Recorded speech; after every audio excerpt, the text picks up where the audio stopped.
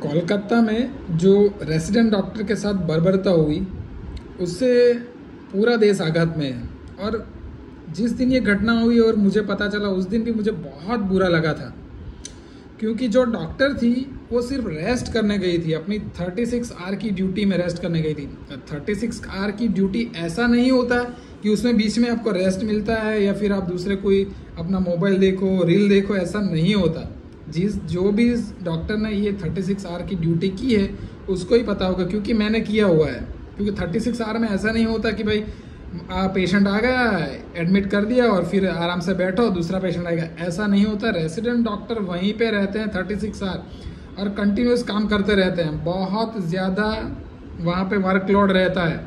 एक पेशेंट आता है, एक एडमिट होता है, दूसरा आता है, ऐसा चलता ही रहता है और उसमें बिल्कुल रेस्ट नहीं होता। ये सिर्फ वही लोग समझ सकते हैं जो गवर्नमेंट हॉस्पिटल में, खास करके मेडिकल कॉलेजेस में एडमिट हुए। उन्होंने देखा होगा कि रेसिडेंट डॉक्टर कितना वर्कलोड होता है। इसीलिए वो लेडी डॉक्टर सिर्फ रेस्ट करने गई थी, वहाँ पे भी उसको रेस्ट नहीं मिला। और कैसा ये समाज बन गया है कि साला एक सिर्फ सेक्स जैसी वजह से एक लड़की की, उसके परिवार की पूरी जिंदगी बिगड़ गई। ठीक है, ऐसा नहीं है कि सिर्फ उसके मौत हो जाने से वो मामला वहाँ पे रफा दफा हो गया, उसके पेरेंट्स के लिए जिंदगी भर का बर्डन रहेगा। ये सिर्फ उसके पेरेंट्स समझ सकते हैं, आप नहीं समझोगे। ठीक है, और ख़ास करके फीमेल के लिए हमारे देश में कुछ अच्छा ही नहीं हो रहा। बहुत टाइम से ऐसा लग रहा है कि एक दिन नहीं जाता कि जब न्यूज़पेपर उठाओ या सोशल मीडिया पे देखो कि रेप की घटना ही नहीं होती।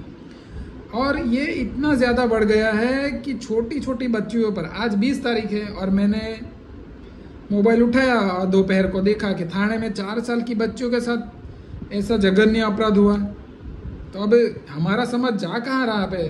खास करके जो मेल है उनको ये सोचना पड़ेगा कि आपके घर में जितने भी मेल है ना, वो कर क्या रहे हैं।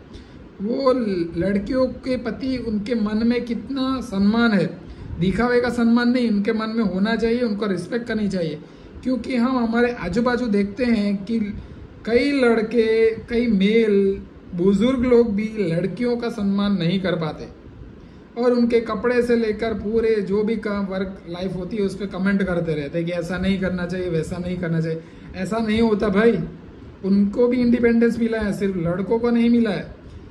ठीक है, आपके घर में जब तक ये नहीं होगा तब तक आपको ऐसा ही लगता है कि ये दूसरों लोगों का मामला है, लेकिन ये जब आपके घर में होगा तब पता चलेगा। इसीलिए आपको इसके खिलाफ आवाज़ उठानी ही चाहिए। और जो डॉक्टर्स है उनके लिए, अगर आप गवर्नमेंट अस्पताल में कभी एडमिट हुए हो तो आप देखना कि जो रेसिडेंट डॉक्टर होते हैं वो कैसे काम करते हैं। ना तो उनके लिए खाने का इंतज़ाम होता है, ना वो सो पाते हैं, ना किसी से अपना दर्द बता सकते हैं। 36 आवर की ड्यूटी होती है। आप सोचो 36 घंटा अगर किसी को काम करने के लिए बोला जाए कि तुझे इसमें सोना भी नहीं है, खाना भी जैसा मिले वैसा खा लेना है फटाफट 5-10 मिनट में, ना पेशाब जाना है, ना अग्ने जाना है, कुछ भी। इतनी बर्बरता रेसिडेंट डॉक्टर के साथ होती है और ये मैंने खुद सहा है, इसलिए बता रहा हूँ, ऐसे फेंक नहीं रहा हूँ मैं जब पीडियाट्रिक की रेसिडेंट ड्यूटी में था तो मुझे टीबी हो गया था। और ऐसा नहीं था कि टीबी होने से पहले मैं बेड पे घर पे पड़ा हूँ या तो मेरे हॉस्टल के रूम में पड़ा हूँ कि जहाँ पे मुझे पता चला कि तुझे टीबी हो। ऐसा नहीं, उस दिन भी मैं काम कर रहा था और मुझे पता है इस तरह से चला था कि मैं थूकने गया, मुझे थोड़ा थोड़ा बुखार थोड़ा लग रहा था, लेकिन वहाँ पे आपको लीव भी नहीं मिलती थी, इसलिए लीव की तो बात ही नहीं करना था जब तक आपको कुछ बड़ा नहीं होता।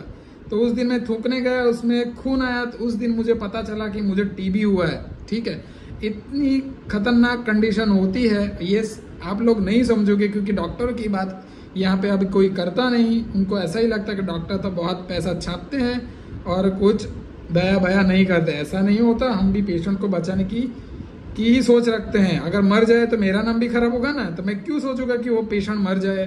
कोई डॉक्टर ऐसा नहीं सोचता। ठीक है, धन्यवाद।